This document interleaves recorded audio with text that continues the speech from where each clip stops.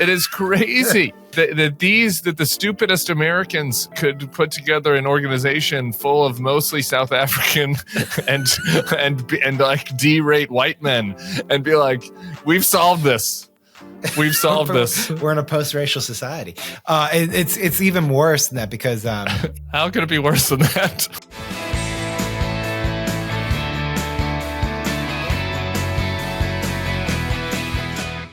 Hello and welcome to the Bulwark Podcast. I'm your host, Tim Miller. It's managing editor at the Bulwark. You may have seen our two-man comedy routine on YouTube, and we're bringing it to the audio podcast. It's my newest work husband, Sam Stein. Oh, Sam? Man. Wow. I didn't realize we had hit that point in our relationship. We hit it yesterday when we were bickering. It was not a compliment to call you my work husband. It means that there's a love and bicker relationship that we are building. I feel touched and good, and honored to be not touched not physically Johnson. Touched, emotionally touched. Good. Well, we have a lot of pressure today because I'm here at 30 Rock in the Hotel California that I can never leave since I can't go home to snowy New Orleans until they figure out how to de-ice the runway. Are you really? You're really stuck, huh? Yeah. For the YouTube people, we have Bryant Gumbel and Jane Pauley sitting over my shoulder here, and so they will be keeping an eye out for us. That's like us. They're like us. Yeah. Are you Brian or Jane? I guess I got to be Jane. Yeah, clearly. That's unfortunate. I love Jane though. She's kind of an icon. All right, of course.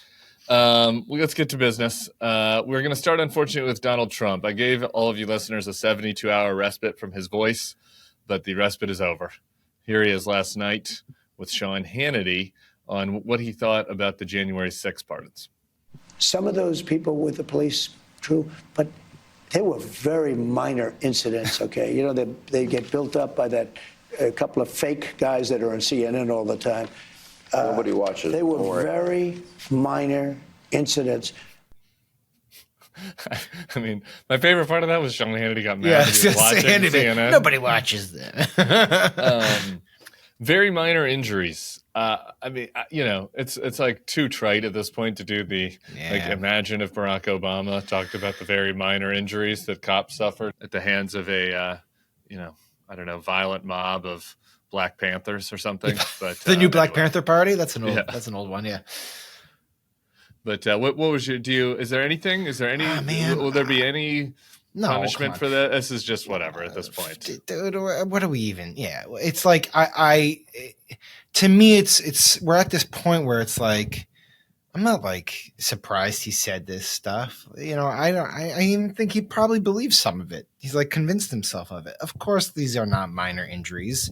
I mean, officers, committed suicide after what happened. It was an incredible trauma, physical and emotional.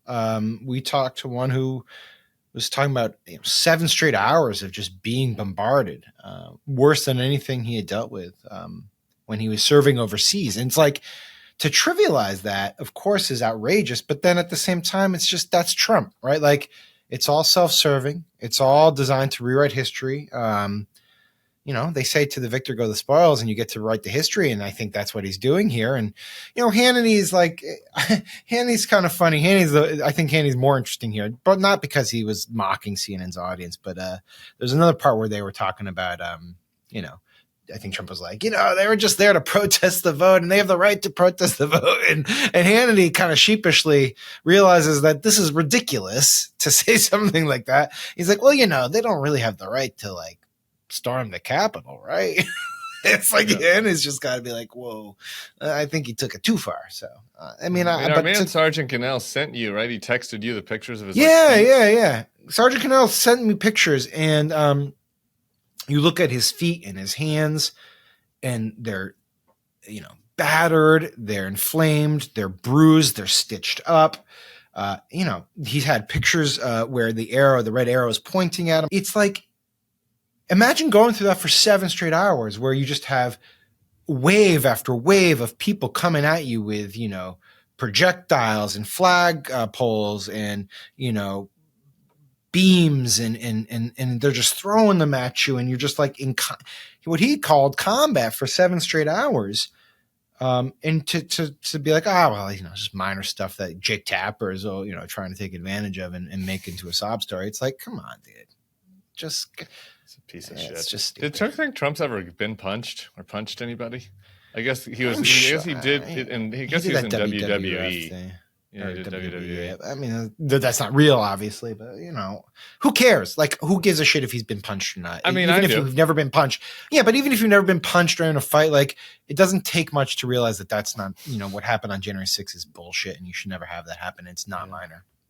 I guess there was the ear injury. Trump, he's been shot. Let's be clear about that. He has been shot. Yes. I mean, there's some shrapnel. Oh Jesus, Tim! Not this again. Good God. The ear looks why do I fully recovered to me. Why do I do this podcast? It's just trouble. I'm just saying. If you compare it to what Sergeant Cannell went through, it was kind of graze. He also had some issues with President Biden, and you'll be surprised that that his revenge against President Biden is not going to be governing well. Let's listen. He pardoned everybody, but he didn't pardon himself. And remember this, those people that he pardoned are now mandated, because they got a pardon, to testify, and they can't take the fifth. Should Congress investigate that? I think we'll let Congress decide. Would you want the Attorney General to investigate it? I was always against that with presidents and Hillary Clinton. I could have had Hillary Clinton a big number done on her. Have you changed your mind? And I didn't want to. Well, I went through 4 years of hell by this scum that we had to deal with. I went through 4 years of hell. I spent millions of dollars in legal fees, and I won. But I did it the hard way. It's really hard to say that they shouldn't have to go through it also. It is very hard to say that. Yeah, remember like 2 minutes ago when Pam Bondi was going through a confirmation hearing over in the Senate, and people were like, Pam, what are you going to do if the president directs you to do something inappropriately? She's like, that's a hypothetical. Donald Trump would never do that. Would never. Here he is on Fox 2 days later saying, yeah, I think that the Attorney General should look into former President Biden, apparently. Apparently. It's ironic because it was his lawyers who successfully argued to the Supreme Court that you get broad immunity while acting as president from these types of things. So I think Biden probably will be in the clear. They also did try to impeach Biden. James Comer did. Didn't really work out. But look, you know what? I mean, again, I try to distinguish between what's real and what's not. And I'm trying to be true to the idea that we should react to what's real and what's not. Obviously, this is not yet real, but if it could be real, and it would look ridiculous, just as Joe Biden's pardons look ridiculous. In terms of the spending money that he had to spend on legal fees, yes, he did. Trump did have to spend a lot on legal fees. He also basically raised a lot of that money from donors, and then he sold some fucking shit cryptocurrency and made 20 times that. Americans paid his legal fees. The forgotten man that was not invited. They all gave to the PAC, who then covered the legal fees. So he didn't really spend that much money. And then of course he made $30 billion or whatever the fuck it is on meme coins. And maybe that's what Biden should do. Honestly, launch him or any of these people who are going to be in the dragnet. Launch some shitty meme coins to raise some cash for the lawyers. I don't think that anybody's going to buy Joe Biden's meme coin. A Biden meme coin? I don't know. Maybe a couple blue MAGA influencers. Is JoJo from Jura still on the Biden train? I don't think that's going to be a very good selling meme coin. Back to the drawing board on Biden fundraising ideas for his legal fees. I will say this. I hear you on the. Wait, what is on? Let's not go back to drawing board. Let's think of some other idea. Biden should sell guitars or Bibles. I think that he's going to have to outsource this to somebody else. Yeah. I don't know that there's a huge groundswell of people wanting to throw him cash right now. Because of the presidential immunity, you are correct that probably not a lot here, and because of the fact that Biden didn't break any laws. So I don't think that he should be quaking in his night shoes in Rehoboth Beach. But the idea that this hasn't been investigated before. I mean, he's going to talk about the business dealings that Hunter had in Ukraine and China. It's this has been, subject of an immense amount of scrutiny. I mean, Trump basically tried to, get Zelensky to look into it by withholding aid, right? Like this is all this stuff has been litigated. So are we just going to do this for the next 4 years? Probably. But here's what worries me, though, is Trump specifically mentions that Biden gave preemptive pardons to people, and and he kind of implies that lets them off the hook, right? In this answer, there's a longer answer that he goes deeper into this, and Hannity eventually tries to interrupt and say, "My producers want me to talk about the economy," and Trump's like, "I don't care about that. I'm going to keep ranting about this." Like literally, maybe we'll just put that little bite in and post. But so Biden's probably fine. And it seems that Trump was not focused on the preemptive pardons. Right. There's another category of people, though. Yeah.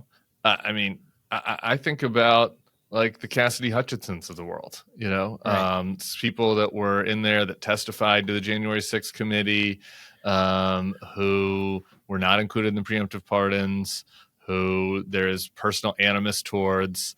This sounded like a man that wanted other people to go through hell. I guess is my point. This sounded like a man who wanted other people to go through the supposed hell that he went through, and I find it hard to believe that they won't put a couple of people through hell.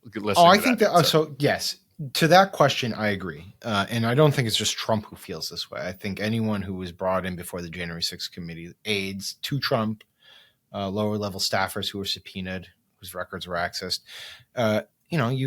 You talk to them, I have. They feel like they were subject to a politically oriented prosecution and that they didn't deserve to have all their records, all their time, all their legal fees taken over by the committee. And so they want to exact a bit of revenge. And I think yesterday, the big news yesterday wasn't whatever Trump said to Hannity. It was Mike Johnson basically giving the go-ahead for this new select committee to investigate what preceded January 6th and what came after January 6th, which is basically just Barry Loudermilk's going to basically take, Cassidy Hutchinson, anyone else who was involved in the January 6th committee and testify before it, make them come up, make them give records, make them sit for testimony, make them come to hearings. And that is, that's a real burden. It's a real stress and it costs money. You can't just do it. You can't just be like, oh, okay, I'm going to go through. You hire a lawyer to prepare for that stuff. It costs money. Right. This is, and it's tit for tat. It is. Right. And they're going to try to find ways that they supposedly perjured themselves, right? Like look for anything to go after them for. And I think that's something that's very alarming. Anyway, so we'll continue to monitor that. I want to play one more bit from Trump. This was him talking about California. There's this, like, even among some like quasi-normal people in the anti world, there's like this sense like Trump really did have some points about that he was on this with the fires, with the raking and the water coming down from the north. And I honestly, like, not even MAGA people. There have been people that are like, you got to hand it to Trump on this one. I don't think you have to hand it to Trump on this one. He kind of expanded on what he wants to do with regards to the fires in this interview. Let's listen. I don't think we should give California anything until they let water flow down into their... From the north to the south. This is a political thing. I don't know what it is. They talk about the Delta smelt. It's a little tiny fish like this. They say it's an endangered species. Well, how is it endangered? No wonder it's endangered. It's not getting any water. How do you... If you have a fish and you're stopping the water, isn't that going to hurt the fish? I'm glad we can use the R word again. Again, we had Elizabeth Weil on this podcast. There are definitely things that California did with forest management that was wrong. Like this is not the issue. Like water coming from the north to the south, the smelt, not having enough water. Like this is not the issue. Yeah, but you should be honest, Tim, that you are a big fan of the Delta smelt, and you're incredibly biased in this. I do want to protect the smelt. I do want to protect. You won't shut up about the smelt, your favorite fish. But this is insane, though. Again, he's threatening, and you got into a little tiff with some people about this, about what you. This. I love this one because after the fire started breaking out, it was very clear that this was going to be a huge tragedy and a multi-billion-dollar catastrophe that would require the federal government to help out. I had the audacity. I mean, I'm so stupid. I had the audacity to note that Trump has been in the past reluctant to give California aid because he believes it's a blue state that voted against him and they don't deserve it. And people were like, "Oh, how dare you point that out in this moment?" That's ridiculous. And now here we are, where he's refusing to give California aid. unless they do some weird water policy that he thinks would have potentially prevented this. I mean, it's like it's absurd, obviously, because one, we don't condition aid, never have. This would be new policy, and it's easy to see how this can get into a bad place fairly quickly for a lot of red states down the road.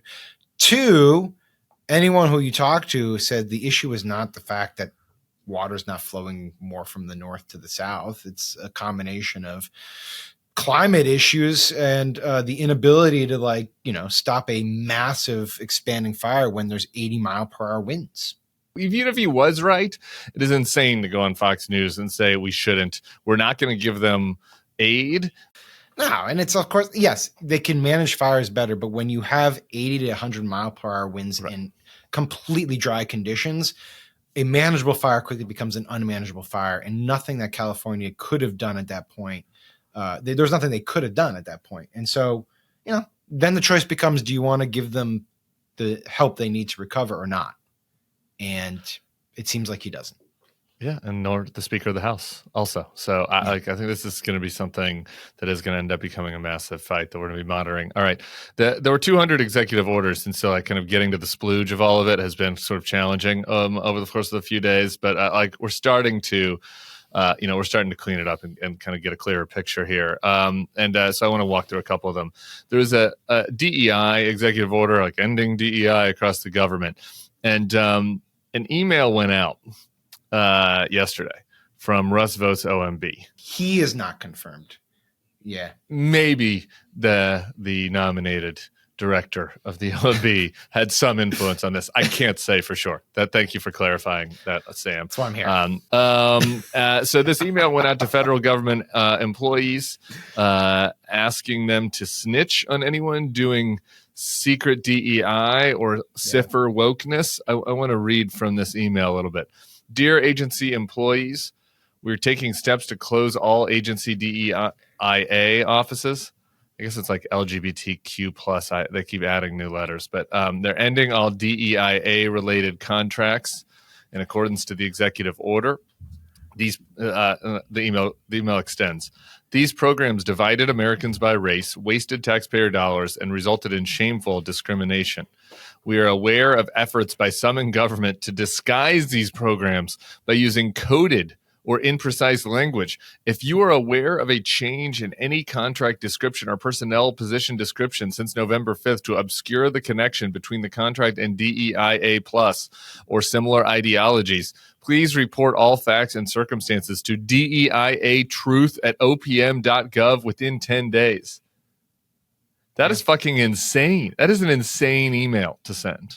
They want people snitching. What can you say? It's like very evident. First of all, the A is accessibility. I know that because I just looked it up, trying to find the USDA's page on this, and then I clicked it, and lo and behold, I got a 403 error code because they've taken down all DEIA content. And yeah, they want people to snitch. I guess I've been a little bit surprised. Maybe I shouldn't have been at how monomaniacally focused they are on DEI stuff. I mean, it is like they are passionately trying to rid every semblance of this from the government. And it's probably the most consistent thing that I've noticed over the past 2 or 3 days that they've been in office is they just really want to go hard on DEI. Yeah, I don't really know what the coded language. I'd like to know a little bit more about what is the coded language. What's the coded DEI? Yeah. What is a diversity word that does not quite use the name of affinity groups? I guess I don't know what. I'd like to learn a little bit more about the coded DEI. I kind of have a rant about this DEI thing. But hold on, stay with that. If you heard your colleague say something like, let's include Johnny at the lunch. Is that worth snitching? I mean, do you get in trouble? Use the word include.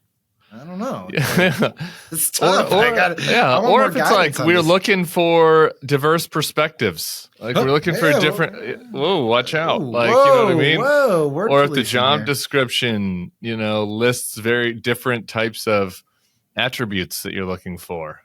No, you can't. And some of those attributes code towards various races. I don't know. It seems very fraught, to say the least, as far as the snitching is concerned. And I don't think it probably creates a very healthy workplace environment. And we have a great workplace environment at the Bulwark, so I know how that goes. And it's not by telling your colleagues to snitch on each other if they get a little too woke. But here's my DEI thing. I feel like on like 3 podcasts this week, I've done a throat clearing about how I find a lot of DEI pamphlets and resolutions and like trainings dumb, and I do. And Robin DiAngelo's book was really stupid. And that said, though, like there's another half of this. Like the pendulum has swung so far to me, and it is like wild to think that we're at a point now in 2025 where it's like the government should not have any interest in making sure that people from different diverse perspectives are involved in these jobs because, we've already ended racism.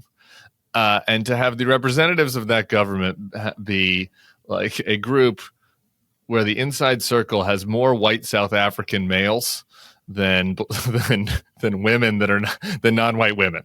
I mean, like literally, like the Republican Senate Majority Leaders race included, I think, 4 people named John. Yeah, a lot of Johns. 4 white guys named John, right? And behind Trump, they had all of the richest people in the world. Got to shout out Sundar was there. Besides that, it was all white guys. Sundar is also a man. I think he's still identifying as male. And like, so, I should also say, while some of the trainings are dumb, it does feel like we still have a little bit of work that we could do. And it's probably not too harmful to have a couple of positions in government where they're trying to say, hey, I don't know, maybe in law enforcement, we should have more people from marginalized communities. Maybe in this, right? I mean, like, yeah, it seems on its face like that the Trump people would be the representatives of we have ended racism is a little galling, I guess. Of course. I mean, their point is like, it's all about merit. And if, it's all about merit. That's why we got to put a drunk weekend Fox and Friend host in charge of the military. Merit only. This is a merit-based job. Speaking of merit, imagine if, I want to get to Tulsi in a second, but like imagine if Tulsi had never been red-pilled and she just, stayed as kind of like a lefty Bernie type in Congress and did a lot of MSNBC. And then, Bernie got elected and made her Secretary of Defense.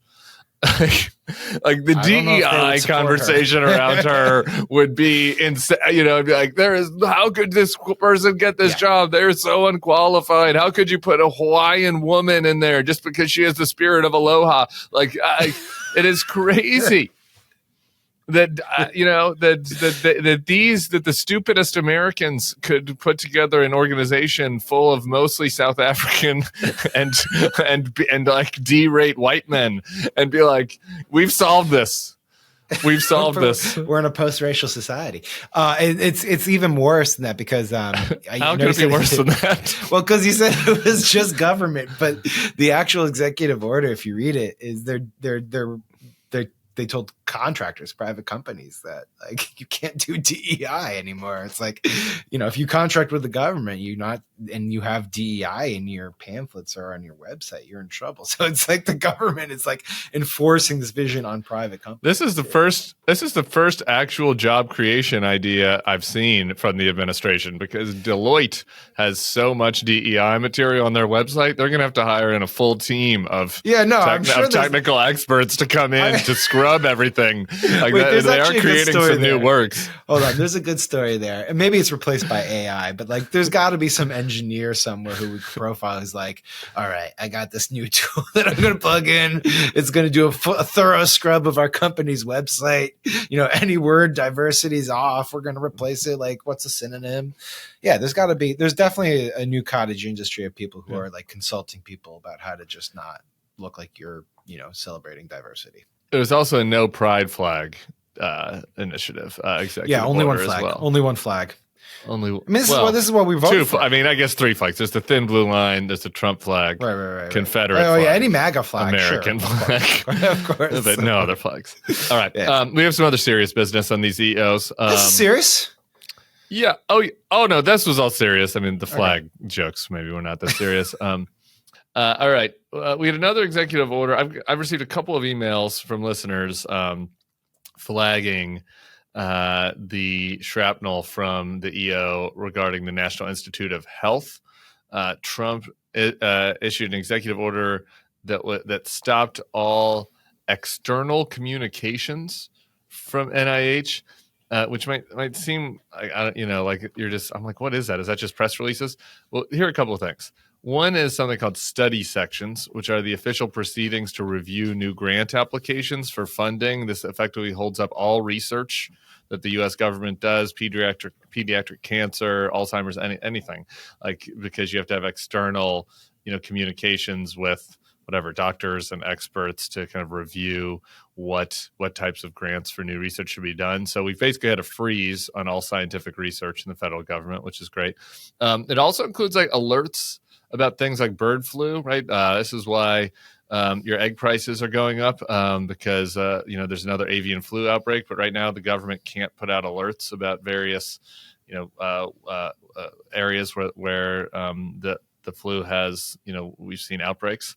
Is that big a deal? What could go wrong?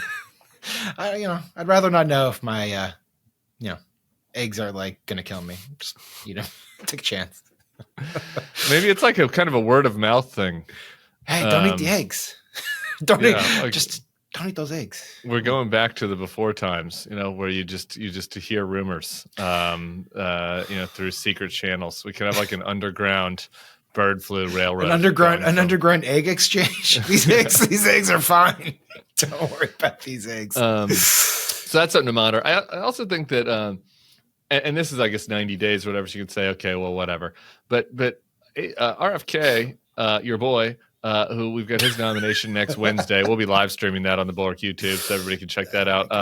But he has said that he wanted to end all research being done by the federal government across. I don't have the quote in front of me, but like he wanted to end it on infectious diseases. Yeah, he wanted infectious disease. That's right. Yeah, he wanted to look at like chronic diseases and things like that. But like, I mean, in the totality, and I've done a bit of prior reporting in this world because I kind of like obsessed over it for a little while many years ago. But look, the NIH is the premier scientific research institution in the world, right? It's $40 billion budget. It's done immeasurable good and produced incredible breakthroughs across a host of different fields. It is the gold standard. And various presidents over the years have lauded the work it's done. George W. Bush was a huge NIH guy. Obama, big. Biden, he was, he wanted to do the whole brain cancer moonshot. How'd that turn out? Well, they made real progress, honestly, but obviously they need to do more. I anticipate that this is a momentary issue here, but I think the larger issue here is what we should focus on, which is they're going to create a climate, whether it's this, whether it's RFK coming on board, whether it's Doge looking for serious budget cuts, in which the young scientists in our country, who many of whom are here looking for a pathway to just stay here, they will look elsewhere. They'll just look elsewhere.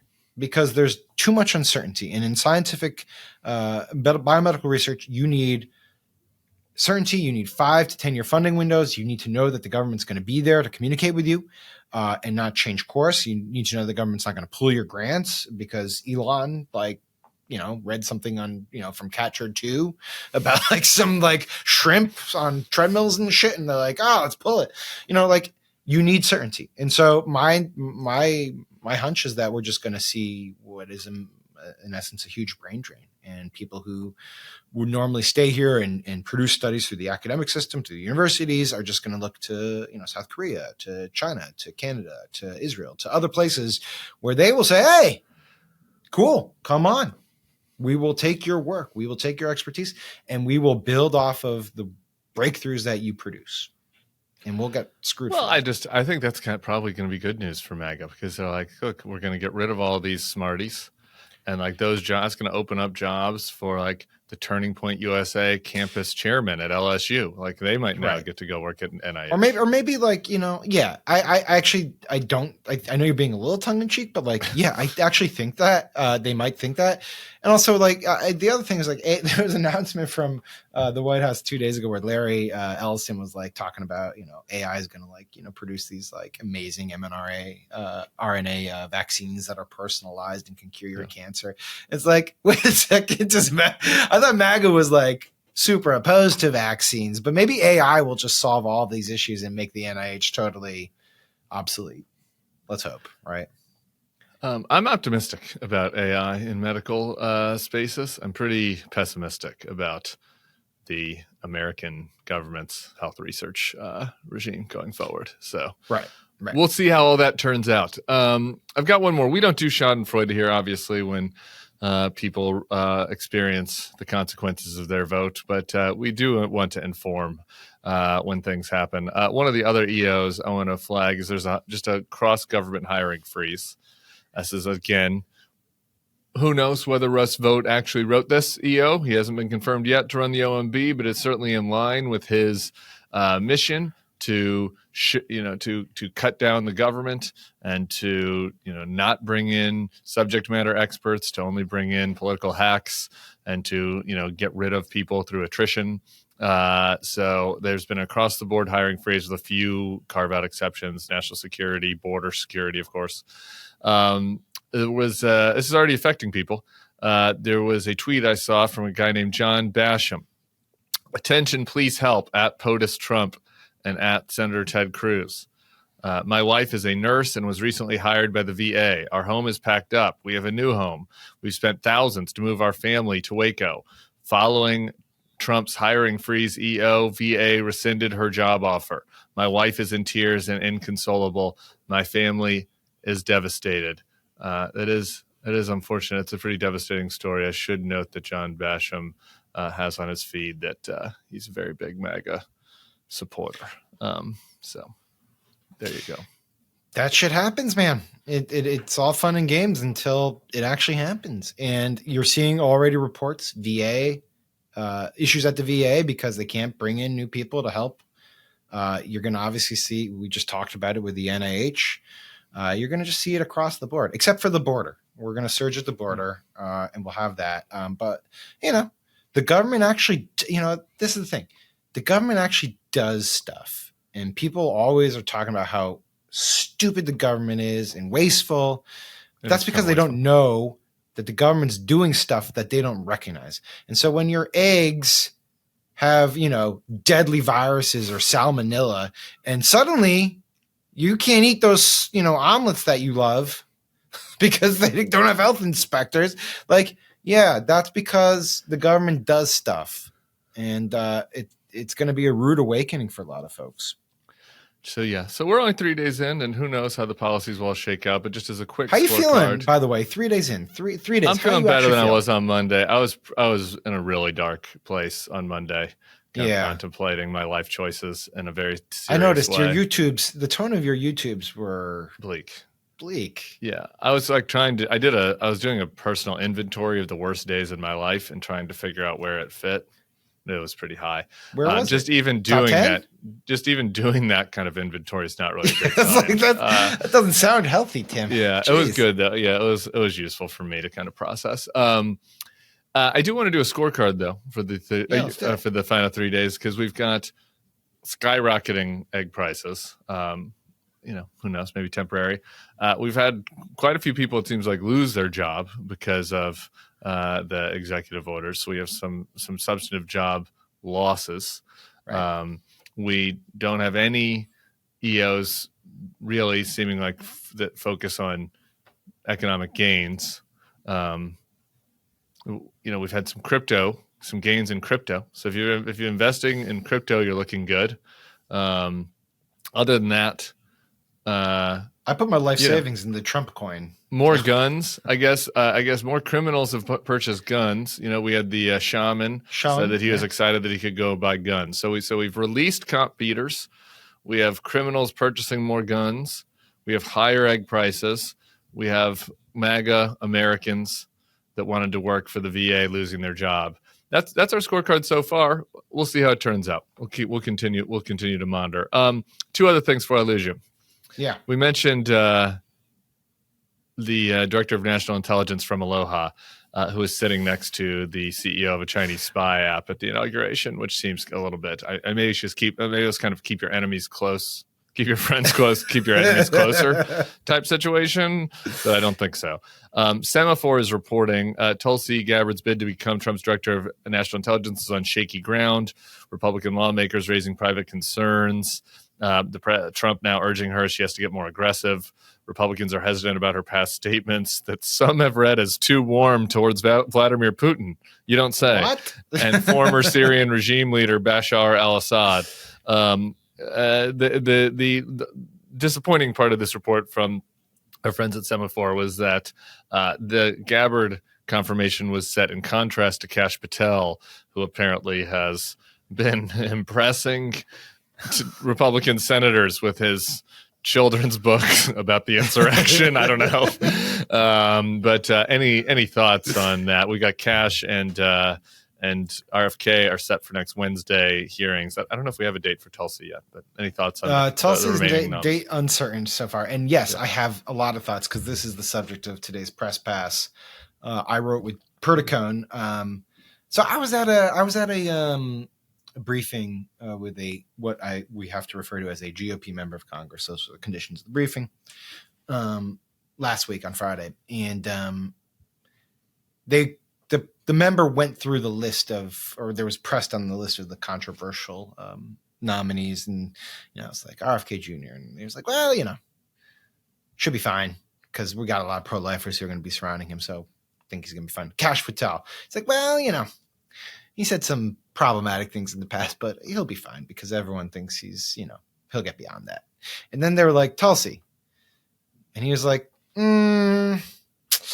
she's got work to do. And that sort of like really jumped out at me. Like it was totally different tone and demeanor with respect to Tulsi compared to the other two. The issues are plentiful, right? It's like, it's not just Bashar al-Assad and Putin and all that stuff. I mean, and then I subsequently was like, well, I got to figure out like what's in the record book. So I went through like the archives of her House website and looked at like the foreign policy section. I mean, she's an odd fit for this Republican Congress, even though they are totally remade by Trump. But she was very, she was critical of any aid to Saudi Arabia after the Khashoggi assassination. She has encouraged the pardons of Snowden. She's encouraged the pardon of Assange. She was somewhat supportive of the BDS movement. She's been somewhat critical of Israel for how it's treated the Palestinians. Things that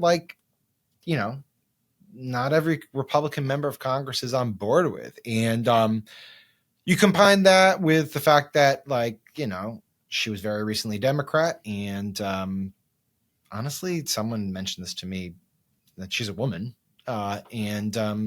I think that's not a great recipe for her. Don't think she'll get. I did talk to one very plugged in GOP lobbyist about this, and they made the point that I think is valid, which is they think she'll get through because the establishment type Republican senators know that John Thune would be in real trouble with Trump if she didn't get through. And so they want to throw Thune a bone and keep him in his place because they can't. You got to have somebody like John Thune in there. You want to know that you have somebody you can trust that has a backbone, who, when he was asked about the Capitol Police that protect him getting mauled by supporters, being pardoned, he said, well, sometimes shit happens, essentially, with the Senate majority. So it's important you have him in there because he'll respect the interests of the establishment. I'm running out of time. Just two things really quick for the issue. One, the other thing that jumped out at me when you sent a memo about that briefing with the GOP lawmaker was that there still remains like kind of a delusion among among certain types of GOP lawmakers, let's say, that Donald Trump isn't like really going to do anything. That was the gist. You got that from the movie. He's like, it's going to be all right. It was just like all of the challenging things. Like, what about the mass deportations? What about this? Like, well, on that thing. And it's like on the other stuff, the tax cuts are going to happen. So anyway, I was intrigued that delusion still persists. All right. I have to get you on the final topic, which is Sam Altman versus Elon Musk. Oh my God. There was an announcement. Trump put out an announcement. Sam Altman and Elon Musk. Sam Altman runs OpenAI. If people don't know, there's a long personal rivalry. I don't know, probably related to some microdosing party they were at in Silicon Valley at some point. I actually don't know the backstory on why Sam and Elon don't like each other. But Sam said that OpenAI was going to be contributing $500 million to, investing in the country for some AI project. Elon replies to the announcement with bullshit. Shocking. It's bullshit. Not gonna happen. And so okay, so he's undermining Trump's own rollout on this, and then I've never seen anything like that happen ever. It was incredible. A senior official at the government, and he's a government official at this point, being like, that announcement the president made yesterday is just bullshit. What the fuck? It's insane. So we'll see how long that that lasts with Elon and Trump. But I was actually more interested by Altman's response. So Altman's going to just skewered he's getting killed on X by all of the MAGA people. Going back to all his old Never Trumper tweets, he was a J.D. Vance, Tim Miller type, back in 2016.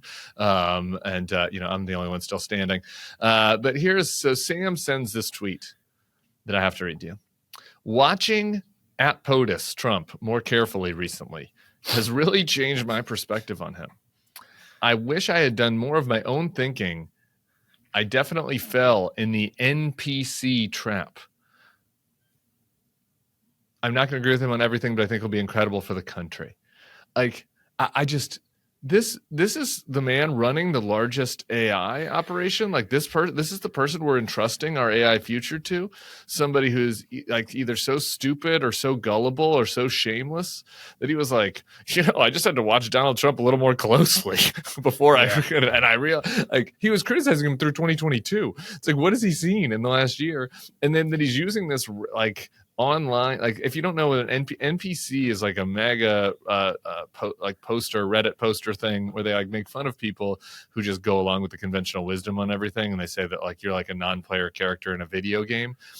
Who talks like this? This Sam Altman is tweeting he is a median intelligent Never Trumper turned MAGA internet personality. I just, this whole suck up routine is pretty scary. The thing is that, and then another tweet that he sent today, which had me laughing. And this was obviously directed towards Elon, was just one more mean tweet and then maybe you'll love yourself. These guys are out here in the open, just embracing these weird psychodramas, and the fragility of their collective egos is remarkable. I mean, you are worth so much money. You've been asked to have so much responsibility for literally the future of society, and you're out there being tweeting at each other and being stop being mean and oh, I was so stupid and I should have known more about Trump and done my research. It's just go to fucking work, go build your AI, get off the fucking Twitter and do work. Everyone else, okay? They tweet more than me, and my job is to tweet someone and follow this stuff. What the hell? Go do work and stop doing this shit. And if you have problems with Elon, call him up. We don't need to see this whole thing play out over X. I'm tired of it. I can't believe these emotionally stunted video game boys are running our future. But it also makes me think we are in a simulation, though, because it probably is an emotionally stunted video game boy like Sam Altman that is laughing at us in the sky right now. Is that because? I mean, it's how could possible. This be real? It's possible that we're in Westworld type thing, but it's at some point you gotta think to yourself, how did these people? And maybe that's the way that. I thought about this philosophically. Do you have to be built like this in order to be this successful? Do you have to be this online and this strivey and this emotionally insecure and to build this type of wealth? Or is it working the other way, where you become the successful and you feel constantly on edge and hurt, and that you have to lash out at all your critics in weird cryptic posts? Elon was on this morning making totally bananas and not really particularly funny Nazi jokes. It's dude, go do Doge, go do rockets, do anything other than tweet. We don't need this anymore. Or maybe get deported. I don't know. Could be part of our new immigration regime. We're having some new stricter rules, so we might have to review your documentation. Sam Stein, thank you so much. It's been a pleasure. We can discuss existential matters about the existence of our society on another day. Everybody follow us on YouTube if you haven't. Me and Sam do funny little bits from time to time. Can't wait for the RFK hearing. We'll be live for that.